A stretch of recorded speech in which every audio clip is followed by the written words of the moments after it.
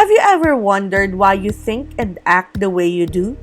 Or why your brother or sister, despite growing up in the same household as you, respond to a certain event differently? Nothing answers those questions better than the theory of the four temperaments. It explains differences in people, their tastes, their creative capabilities, their strengths and weaknesses. It explains why some people conflict with others and why others are attracted to each other. There are four basic temperaments: sanguine, choleric, melancholic, and phlegmatic. If you want to know your temperament, click the link below and take the test. In this episode of Everyday Learner, we will understand the strengths, weaknesses, and habits of a melancholic. Let's get started. Melancholics are analytical, self-sacrificing, gifted, and perfectionists with a very sensitive emotional nature. No one gets more enjoyment from the fine arts than the melancholic. By nature, they are introverts, but since their feelings predominate, they experience a variety of moods. Sometimes they have high moods that cause them to act more extroverted. However, at other times they will be gloomy, and during these periods, they become withdrawn and can be quite antagonistic. Strengths of a melancholic: faithful and loyal. A melancholic is a very faithful friend, but unlike the sanguine, he does not make friends easily. He does not approach people, but rather lets them come to him. A melancholic friend is a friend for life, as they are loyal to their small circle of friends. Analytical. A melancholy person can always be depended upon to finish the job in the prescribed time. They rarely seek the limelight but prefer to do the behind-the-scenes task. They often choose a very sacrificial vocation for life, for they have an unusual desire to give themselves to the betterment of their fellow men. Their exceptional analytical ability causes them to diagnose accurately the obstacles and dangers of any project they have a part in planning. Creative. Melancholics are typically musical, artistic, athletic, or sometimes all of the above. A higher percentage of geniuses are melancholic than any other types. A melancholic is emotionally responsive, but unlike the sanguine, is motivated to reflective thinking through his emotions. Competent. A melancholic has strong perfectionist tendencies. His standard of excellence exceeds others, and his requirements of acceptability in any field are often higher than anyone else. They are very detail-oriented, which make their work excellent. They're extremely self-disciplined individuals. They rarely eat too much or indulge. When they engage in a task, they will work around the clock to meet deadlines and their high self-imposed standards. Weaknesses of a melancholic. Pessimistic.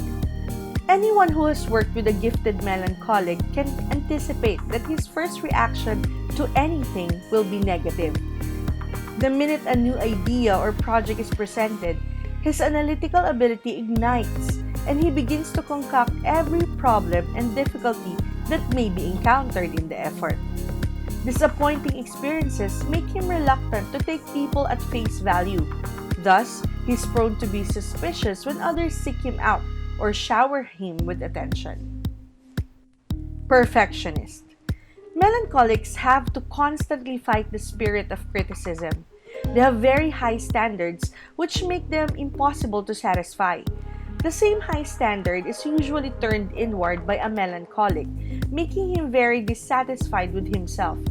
He dissects himself with a continuing barrage of introspection until he has no self-confidence or self-esteem left. Moody. One of the most prominent characteristics of a melancholic's temperament concerns his mood swings. On some occasions, he is so high that he acts like a sanguine. On others, he is so down that he feels like he is unworthy or unlovable. The older he gets, the more he is prone to experience dark moods. During such times, he is gloomy, irritable, and unhappy. Such moods make him particularly vulnerable to depression. A melancholic is thin skinned and touchy at times. He is very capable of long term, slow burning anger in the form of revengeful thinking patterns and self persecution. Eating habits. Melancholics are very picky eaters. It takes them forever to make up their minds about what to order.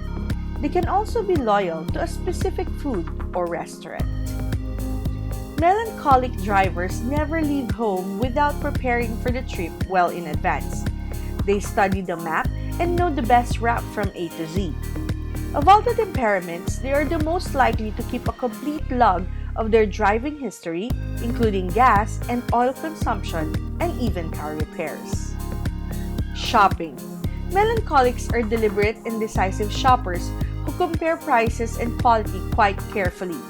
They run their hands over the item, try it on 2 or 3 times before buying it. They create traffic jams waiting to make up their mind. In the grocery store, they know where everything is, have a grocery list, are loyal to a specific brand they like, and save all the receipts. Study habits. Melancholics are usually good students who enjoy learning. They have inquisitive minds and usually have a ferocious appetite for books. They're blessed with keen retentive minds that enable them to remember a multitude of details. As a rule, they are good spellers because they take mental pictures of each word. Child discipline. Melancholic parents have high to unreal expectations and dole out praise sparingly. Academically, their children know that anything less than an A is a failure. Legalistic by nature, they usually have rules for everything and procedures that must be followed. One of the biggest parental failings is that they have a tendency to bring up their child's mistakes over and over again. It is hard for melancholics to be approving because their standard is so high. They have a great capacity to love their children, but they need to learn how to express it. Did you learn something about yourself or a family member from this video? Hit us up with your comments below. You may consider subscribing because here at Everyday Learner, we post new content like this every week. To all our subscribers, thank you for your continued patronage of Everyday Learner. Understand something new today.